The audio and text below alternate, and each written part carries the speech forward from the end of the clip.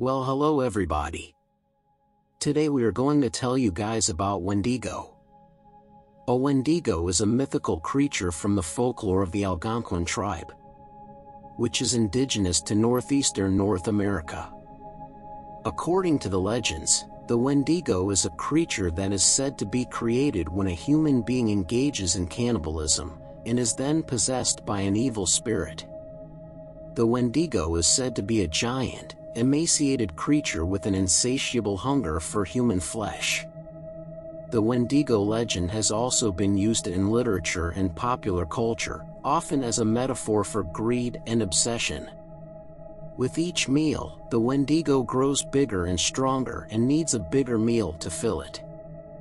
Although Wendigos are native to North America, in particular, woodlands around the Great Lakes and Atlantic coast regions, it is said that Wendigo can imitate the voices to manipulate their victims, mostly by calling them with the voices of their loved ones. First story. This story was shared by B4C0NB34TD0WN on Reddit, so credits to him. Late fall 2010, in northern Canada, I went deep into the wilderness with my father and my eldest brother to hunt for moose. We left in the early morning, just before sunrise, trying to cover as much distance as possible before nightfall. We traveled winding rivers and had to repeatedly portage over rapids all day. We decided to set up camp just over halfway to our destination. My father figured that we'd make the rest of the journey tomorrow. Well, when everyone bedded down for the night, I decided to go grab some firewood and relieve myself down by the bank of the river, just out of reach of the light from the campfire. Out from the tree line, about 15 yards away, I could hear rustling in the bushes. I watched the area where I heard the noise and focused on that spot. I felt kind of funny, dizzy/lightheaded, and I could smell this putrid stink, like old milk or rotten food. Then I saw the tree start to morph and move ever so slightly and began to take the shape of a head and slight facial features. My eyes began to adjust to the darkness, and along the tree line, I could hear this voice coming from there. I recognized it. The voice sounded like one of my relatives who had recently passed. The face took shape of my relative. "Hello," they said, "I've missed you. Come see me." I smiled and stepped forward a bit, but stopped to analyze the situation. My relative's face stopped smiling and became emotionless. The skin began to turn pale and peel away. Chunks of flesh from their cheeks began to fall away, and I felt shock and fear overwhelm my body. I couldn't make sense of it at all, so I started to back away and make my way to camp. I didn't realize at the time that I had been walking towards the voice and I was further away from the firelight. The voice became angry and began shouting at me to come here, so I turned to run away, but as I looked back one more time, I saw the most disgusting thing I had ever seen. It was rotting flesh on gnawed bone, caved-in eyes, and a hollow chest cavity. This humanoid creature was tall and super thin. I ran as fast as I could, trying to yell for help, but the fear had made my voice quiet and raspy. I ran along the riverbank and I could hear the heavy breaths and the stomping feet from this thing right behind me. I made it onto the top of the riverbank, but it grabbed a hold of my leg as I jumped up. I gripped and tore the grass, trying to lift myself, and yelled as loud as I could. Then finally my voice came back and I yelled that someone has my leg. My brother woke up and ran over to where I was. Then he pulled me up and took me over to the fire.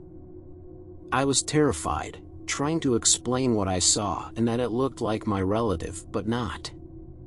I was trying to convince them that I wasn't seeing things, but my brother nodded his head and said, "I saw it too. I know." That solidified it. He acknowledged that it was real. We stayed up all night after that, rifles loaded and close by. We packed up when the sun was coming up and went back home. We haven't shared that story with anyone out of fear of being labeled as crazy or liars. I've had nightmares and couldn't sleep for months afterwards. I would see things/dark figures looking into my window or hear whispers when I was walking home at night. Eventually, I was seeing this dark figure daily. I went to medicine men/shaman for help, but I've learned that the ceremonies only relieves it temporarily. Friends have given me everything from protection pouches to certain crystals. I found out that there's a strong possibility that I encountered a Wendigo. I learned that if you encounter one and survive, it attaches itself to you like a parasite. I learned that it could only do this if it touches you, which it did. Ever since that night, I've been on edge when I enter any forest or wooded area, which sucks because I loved being outdoors/hunting and in nature. Like this video and subscribe to Horror in Detail for more scary and creepy horror stories. Second story. This story was shared by R.A. Blue Sweater on Reddit, so credits to him. How my father survived an encounter with a Wendigo. All know the feeling of hunger, and yet some have never seen it. When I was around the age of 15, he told me to sit down next to him, pointing to the brown cloth chair. I was old enough to know, he told me, why he never lets me set foot in the woods, why we never go up north, especially never when it's winter. Father's story goes on like this. He takes out a cigarette and clicks a lighter until a small blaze, and puts the small flame to his cigarette, taking a puff before starting. My uncle decided it was time for me to visit the Great Lakes forests, told me the woods were some of the most beautiful in the whole country. It took a lot of convincing until your grandfather decided it was fine for me to visit the north. Of course, when he made the decision, it was winter by then. The winter down here is a light breeze compared to the freeze up in the north. Cold days, and dark icy nights. It's a wonder how the Native Americans managed to survive months of thick snow, and the creatures that came with it. He pauses to take another puff of his cigarette before continuing. This didn't stop my uncle, who had prepared in case we had to go during the winter. He for both me and him as if we were going to the Arctic, thick puffy jackets, fat boots, and gloves as well as goggles in case we came upon a storm on a walk, as well as bear spray if we came across wild animals. He also packed something else, a .50 Action Express Desert Eagle, the ones those cops use in the movies. He didn't actually expect to use it, it was just in case we came across a bear or lynx, and things got close and personal. He pauses and stares at his right leg. He definitely didn't think we needed it for something different. It was around mid-November when we took the plane to the state of Michigan. He had purchased a standard hotel room in a small town. He refused to mention its name, and we spent the most few days simply getting used to the sceneries of where we were. My uncle was right. It was beautiful, actually. I don't even think the word beautiful cuts it. I could see the edge of the forest by my window. They were tall, like long hairs protruding from the head of Mother Nature. And along those hairs lied the fleas. Squirrels, chipmunks, birds, and the occasional wolf and fox would pass by, before despairing in the shadow of the trees. I'll tell you, even now I do miss seeing the trees, watching the wind blow the tall pines in harmony. He sighs, and puts out his cigarette on his wooden chair. But I know I can never go back there. Almost every day we went on hikes, with the snow crunching beneath our feet, stopping every so often to witness the wildlife. Once or twice we came across a bear. I was scared, of course, but my uncle had faced plenty in his time living there, so of course he knew what to do. "Don't look them in the eyes," he would whisper to me, as he pulled out his bear spray, just in case. And eventually, it would move along, searching for some berries to eat. It was around our second week there when my uncle decided to take me on my first night walk. So, we put on our coats, snow boots, and brought along the desert spray and Desert Eagle. It was somehow even more gorgeous in the dark than it was in the day. The stars float above us like fireflies welcoming us to the forest, as the moon as big and bright as ever hovered above us. We walked until we came upon a fork in the path. We usually would go left, as it much longer so we could experience the forest longer, but it was a lot colder than usual, so my uncle decided it was best to get back sooner rather than later. For some reason, the colder weather did hang in my mind for longer than it should have. Although the weather could be unpredictable, the weather news where I was more accurate than the ones down in the north. This thought slept my mind eventually, reasoning that every news channel got it wrong eventually. So we continued, but as we went it just kept getting colder and colder. By this point, my uncle repeatedly kept looking up at the sky, with a bewildered look on his face.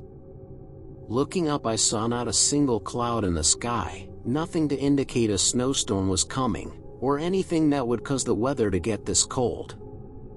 Soon my uncle put me close to him, to make us warmer.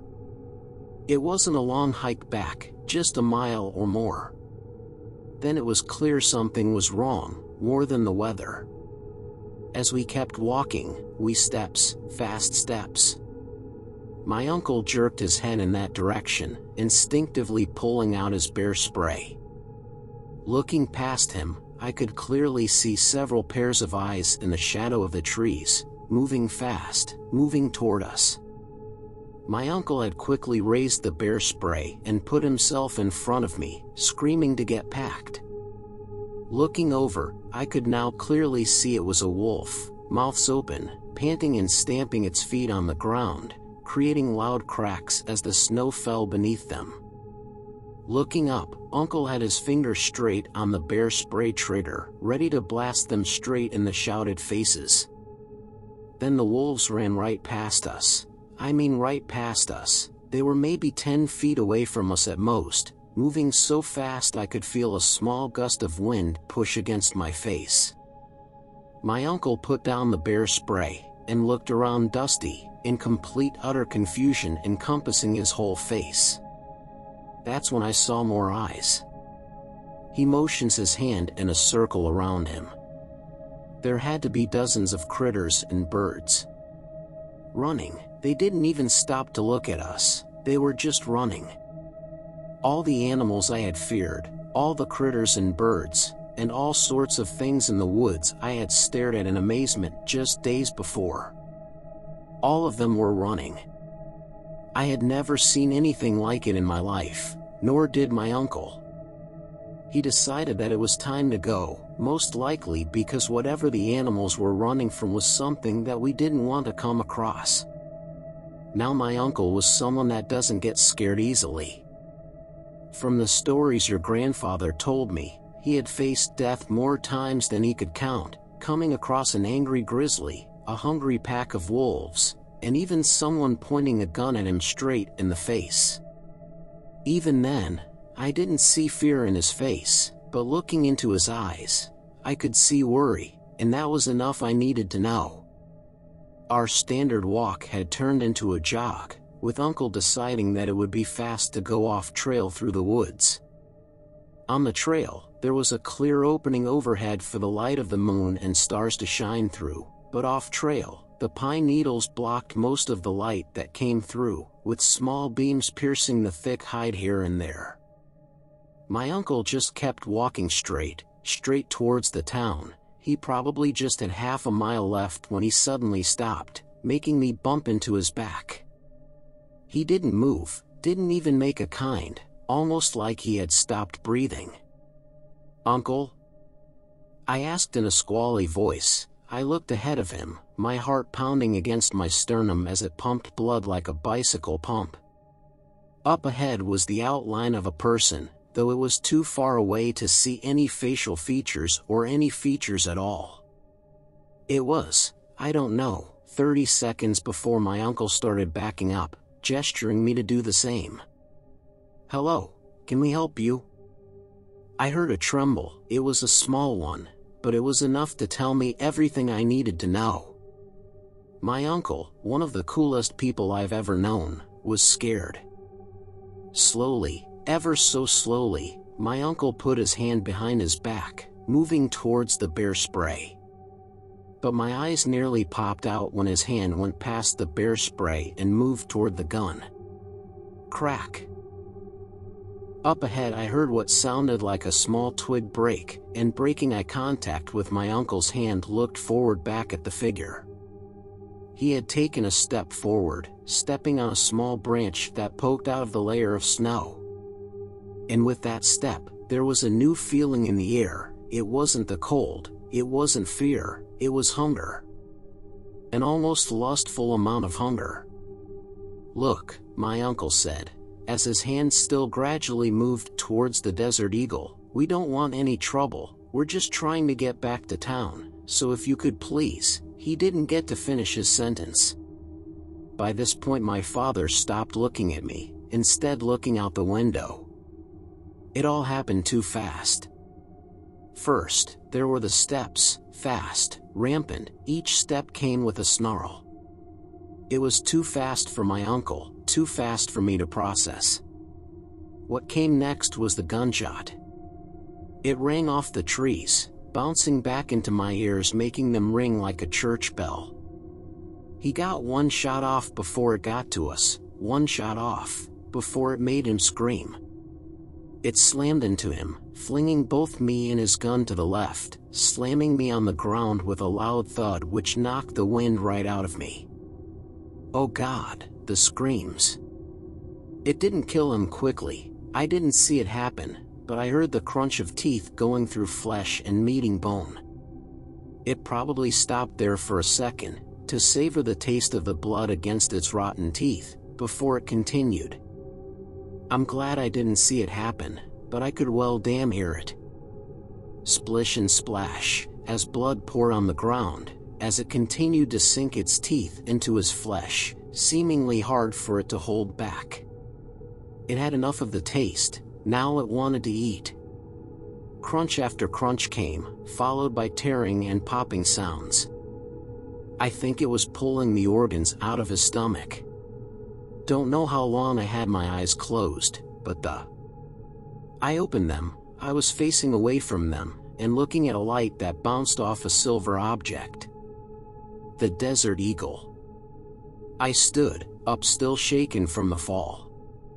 The funny thing was I wasn't scared. My brain must have taken a hit, making it difficult for me to process what was happening behind me. I took a casual step forward, towards the gun, cracking the show beneath my feet. And that's when the crunching stopped. That's when I remembered where I was. We both turned around at the same time, its eyes meet mine, and my eyes meet it, if you could call them eyes. I say this because I don't even know if they were eyes. They were black and hollow and black. I say black because all there was in those eyes was black. Then there was the rest of its body. I couldn't believe the thing that did that to my uncle was unbelievably skinny. Its ribs poked out of its chest, bones clearly seen through its slender arms and legs. There were antlers that looked like that of a deer, protruding from its head. He pauses and thinks for a moment. No. It wasn't a head. It was his skull. 'Cause that's what it looked like, a skull with deer antlers coming from the top of its head. And even as it crouched I could see it was tall, even towering over me in that stance. We both stared at each other for what felt like hours before it turned back around and continued eating what was left of my uncle. Did it even care that I was there? Why didn't it just attack me next? Just get it over with. I didn't stop to ask these questions. I just turned, picked up the gun, and ran. For a second I considered taking a shot, but I didn't know if the bullet my uncle shot at it hit it. If it did, then I don't even think bullets affected this thing. All I knew was I had to get away. So I kept running, and running, and running. What probably took just 10 minutes felt like an eternity. And then I saw the lights of the town. I'm gonna make it, I thought, hope creeping up my spine and into my brain. And that's when I heard the distant footsteps. I turned around for a split second and felt that hope come crashing down all the way to my toes. There it was, probably just 100 meters away. I could see its eyes. They weren't glowing or anything, they were just so black they stood out even in the darkness. And it was running fast. I couldn't believe my eyes how fast this thing was running. I turned my head back around and continued running, putting all my strength and energy into my legs to just get away from this thing. But the steps just kept getting closer and closer. Now today I understand why it didn't eat me before. Because it knew that no matter how much I tried to run, it would never fail to catch me. And it did. A jolt of pain tore through my entire leg when it clamped its teeth into my leg, the teeth reaching my femur and making a small crack in it. This thing had unimaginable strength to pick me up in its mouth and flung me several dozen feet. I landed head first, shock and pain staring at my head, spreading throughout my entire body, but soon the pain was going away, as I felt myself slipping away out of consciousness. In the background, I heard it crunching, savoring the little bit of meat it got out of my leg. This is it. This is how I'm going to die. I believed it, I truly believed it. But then I heard it. Get up. It was my uncle. You aren't going down that easy, are you? The words were all I needed. Every emotion in my body. Hopelessness, fear, sadness, despair. Were all replaced by one, rage. I turned around and pointed the gun which I managed to keep a hold of and pinter it straight at its face. It turned, seemingly shocked that I had a weapon in my hand, but soon after, it charged. I wasn't aiming for anything, just pulled the trigger. Almost seemingly in slow motion. I saw the bullet fly, and go straight into the void that was its eyes. Time stopped for just a second. Then it stumbled backward, grabbing its face, and I heard it scream. For the first time in the recording, I saw fear flicker in my father's eyes, and then he continues. When I saw it open its mouth, I expected a monstrous bellow, or a loud shriek. But what came out was worse. It wasn't the sound of a monster, but the sound of a people. Hundreds of people. Men and women screaming in pain and agony. The elderly shrieked in terror. I could hear babies crying, and toddlers screaming as if they were denied a toy. But one scream remains in my mind forever, the only reason I can't ever forget what happened that day. Because I heard a specific scream come out of its mouth. The scream of my uncle. The rage was gone, and the terror returned. I got back up and continued running towards the light. I didn't want to get away from it. I just wanted to get away from the horrible screaming. But I couldn't. I just couldn't. No matter how fast I ran, the dream stayed the same. But then it changed, for it was no longer screaming of pain, but screams of rage. I continued running. I had to get away. I wanted to. I needed to. My femur's crack was continuing to grow as I continued running. My lungs pressed against my rib cage as my body demanded a huge amount of oxygen that the lungs could not provide. I remember bursting through the woods, welcomed by the bright street lamps, and the hard pavement beneath my boots. And when I had burst through out of the woods, my body had used up all its strength and I fell. The last memory I got before blacking out was the screech of tires, a man looking over me on the phone, and before I lost consciousness, I turned my head and turned toward the woods. I saw it, standing there, one eye closed, the other empty side staring at my own. I didn't need to see its face to know what it felt. It was angry, it hated me, and it was still hungry. I woke up the next day in the town's hospital. By that time I had been out for 3 days, and your grandfather had flown over after he heard the news. I was greeted with his tears and his warm hug after he saw me awake. I told him and everyone else everything, about the thing, about Uncle, everything. They didn't believe me, probably thought the number of hits I took on my head made me reimagine a little old bear as a monster. They did send out a search party, however, didn't find it, but found my uncle.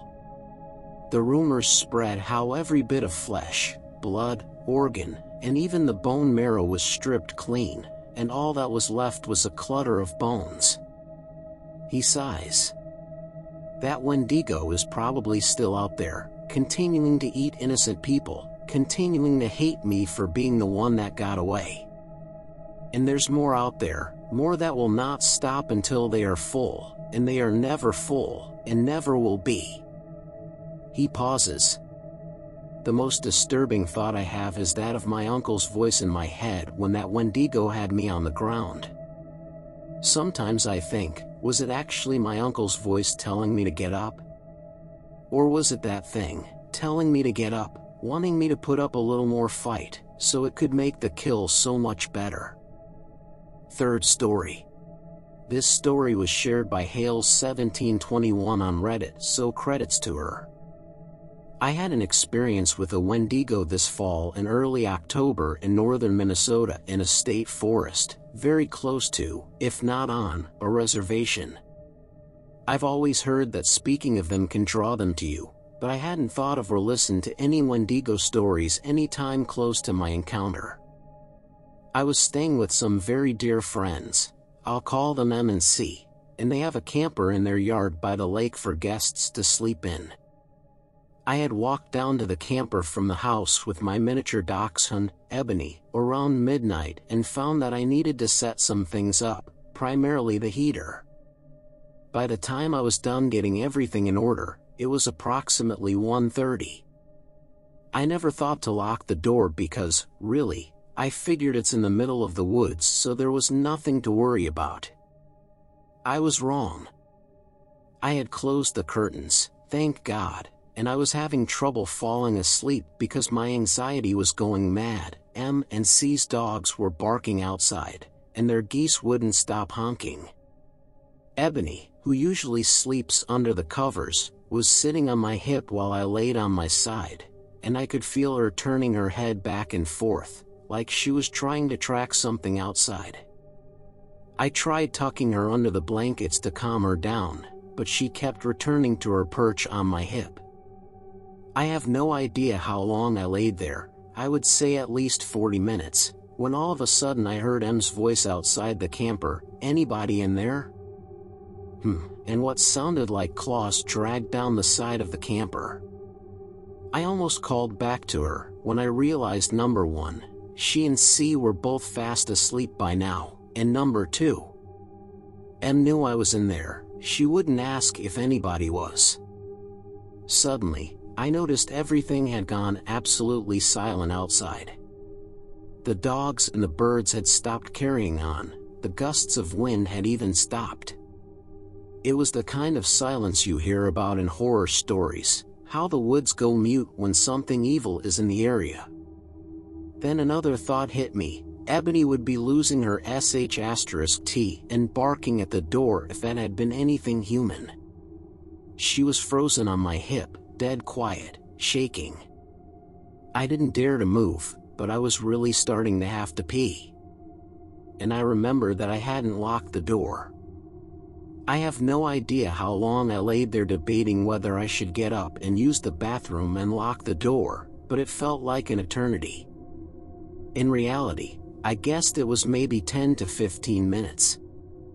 I thought it may have been a skinwalker at first, but remembered they don't mimic the voices of your loved ones to lure you into the woods. Wendigos do. I knew these creatures, demons, whatever they are, can lure humans out of their abodes if they make eye contact with you, and everything in me was screaming to make sure I didn't look outside. I made doubly sure I didn't look through any cracks in the curtains as I walked softly to the front of the camper, and very slowly turned the lock, praying and holding my breath. I made sure to keep my eyes away from the windows as I crawled back in bed, and pulled Ebony close, and she finally stayed under the blankets. I snuck a peek at my phone for the time before I laid down, figuring it had to be close to 3 a.m., the witching hour. It was about 2:30. As soon as I laid down, the wind kicked back up and M&C's basset hounds erupted into howls as they came running down to the camper and a little ways into the trees, and the geese started their noise again. I heard the